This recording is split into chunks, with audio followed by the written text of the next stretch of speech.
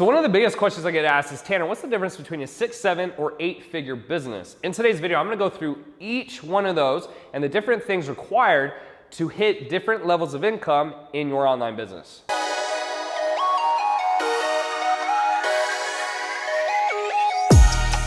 What's up guys, Tanner Chidester here, teaching you how to build profitable online businesses. Before I get into today's video, make sure you hit that subscribe button and the bell notification so you can get more info on how to successfully do this on your own, or hopefully maybe even work with me in the future. Now, getting right into today's video, there's 3 main differences between 6, 7, and 8-figure businesses. I wanna cover those today. All right guys, so the first difference between 6, 7, and 8-figure businesses is simply team size.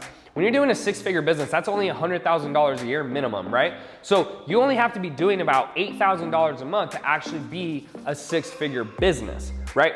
So what happens in that regard is typically you can either be a one-man show or have very few team members, 1, 2, 3 max. You don't need a lot of help. It's trim, you have a high amount of profit margin, so that's nice, but you're also not able to grow as fast as you want or make money quite as fast, okay?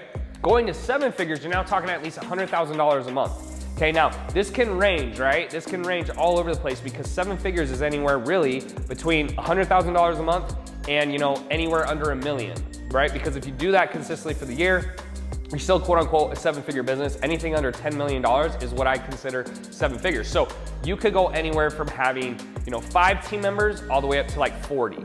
Right? So it's gonna depend how much work you wanna do, how much profit margin you want, how much time off you want, stuff like that. But that has been the biggest difference for me in my 7-figure business. Now, once I hit 8 figures, not too much shifted. Not too much shifted. I went from about 40 team members to about 50, brought on a few extra employees, did a couple extra offers, but really it was pretty seamless at that point. So going from 7 to 8 is actually probably the same difficulty of going from 6 to 7. A lot of people think that, oh, it's way harder, but really it's about the same because once you hit a certain threshold, a lot of it just has to come down with like more volume, more ads, stuff like that. So the biggest difference if you want those levels of revenue is you're gonna have to decide how big you want your team.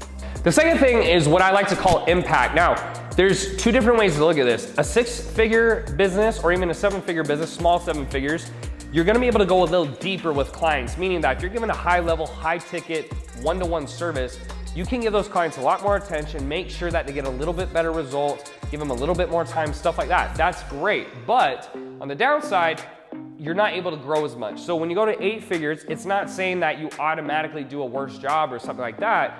It's just for the simple fact when you get more clients, you get more complaints. You get less skilled individuals. You get people who need more help, stuff like that. And so it can seem as if you're not giving as good a service, but that's something you'll have to be okay with. And that was hard for me, and that's also hard for other people at the beginning because I was doing my best. I was doing my very best to give people a good service, and I would still get complaints. And I'm like, man, I'm giving them one-to-one. I'm getting on calls with them. They're doing Zoom. We're giving them these templates. We're giving them these strategies. And I would still get complaints, and it was hard for me to kind of swallow. But over time, I realized that it's part of it, right? It's kind of like dating or being married. There's good and there's bad, and if you want to do it, you have to be okay with both sides. So that will be the second thing, is just understanding the difference in the fulfillment and maybe your outreach. I'd rather have a little impact with a lot of people than like very deep impact with a few people. And I think the only reason is like, I look at stuff like Facebook, Uber, stuff like that, and it's just impacted the world. And to me, that's something that is important to me. I wanna try to do something during my lifetime that has an impact over a lot of people in one way or the other.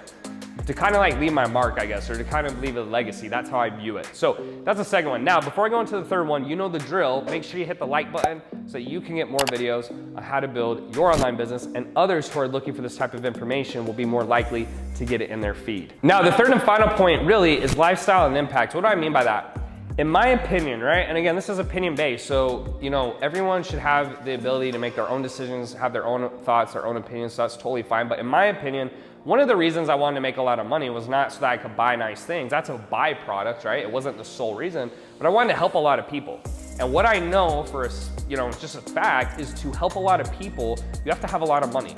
It's very hard to help people if you're constantly worrying about bills, if you have stuff you have to work on, if you don't have enough free time to really put yourself out there and think what kind of impact you want to have in the world. You can't give time or service, you can't buy things for your loved ones, you can't help a family member who might have, cancer or got sick, stuff like that. That's important to me. And so while a 6-figure business is good money, or even a small 7-figure, it wasn't what I wanted for the simple fact that it wasn't gonna be enough money, in my opinion, to really take care of my family, my extended family, other individuals, maybe open some charities, stuff like that, that is really important to me. So just to recap, if you go in order, biggest differences, the size of the team. The second thing is gonna be the fulfillment, how deep you go or how wide you wanna go. And then finally, it's gonna be lifestyle and impact. So I hope that makes sense in this video, guys. If you have questions or comments, drop those down below. I will try to respond to everyone. I always try to do my best.